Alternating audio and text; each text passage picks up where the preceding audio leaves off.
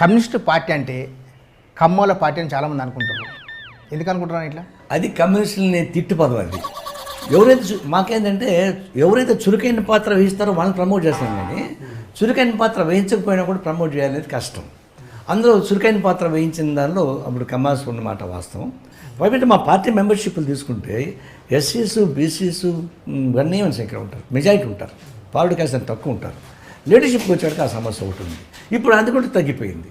ప్రణాళికాబద్ధంగా social combination మారుస్తూ వస్తున్నాం. అది మీరు చెప్పిన పదం పాత పదం. లేటెస్ట్ ఏంటంటే ఈయన పేరు అసలు నారాయణ నాయుడు కదా, నాయుడులే పైన ఉంటారు అనమాట లేటెస్ట్ గా, మిగతా వాళ్ళందరూ కింద ఉంటారు. అది రాంగ్. ఇప్పుడు మీరు అన్నట్టు కరెక్టే, బీసీలు, ఎస్సీలు, ఎస్టీలు అందరూ సమానంగా చూస్తున్నారు. మరి సమానంగా చూస్తున్నప్పుడు వాళ్ళందరూ మీకు ఓట్లు వేస్తే ఈ పార్టీకి మీ పార్టీ వచ్చేది కదా.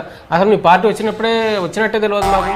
అది మా అమ్మ అడిగింది, ఎక్కడ కూర్చొని చూసినా నారాయణ జెండాలే, ఓట్లు మాత్రం ఒక్కడే. ఇలా ఏం పార్టీ రా మీద? అందుకనే మేము చెప్పినటువంటి అభిప్రాయాన్ని కిందికి పోయి వాళ్ళని కన్విన్స్ చేయడానికి ఉపయోగపడేటువంటి యంత్రాంగం మా దగ్గర తక్కువ.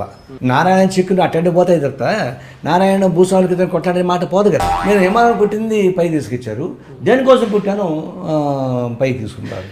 నేను డొకాయిట్ అని గోడౌన్ దాడి చేసి చూపించారు, ఆ సరుకులు దొంగతనం అమ్ముతుంటే ఎంత నష్టం చూపించారు. కులాన్ని మేము ఉపయోగించుకోలేము, మతాలకు వ్యతిరేకంగా ఉంటాము, ఆర్థికపరమైన పట్టు మా దగ్గర ఉండదు.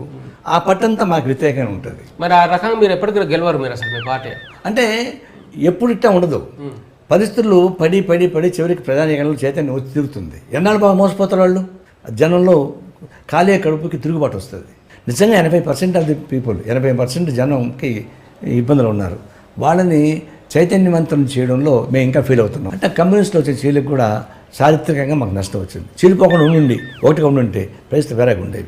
తర్వాత కొన్ని కీలకమైన దశలో మేము కూడా కొన్ని మిస్టేక్స్ చేస్తుంటాం. ఆఫ్టర్ ఆల్ హ్యూమన్ ఎర్రర్ అనుకున్న పొలిటికల్ మిస్టేక్స్ ఉంటాయి.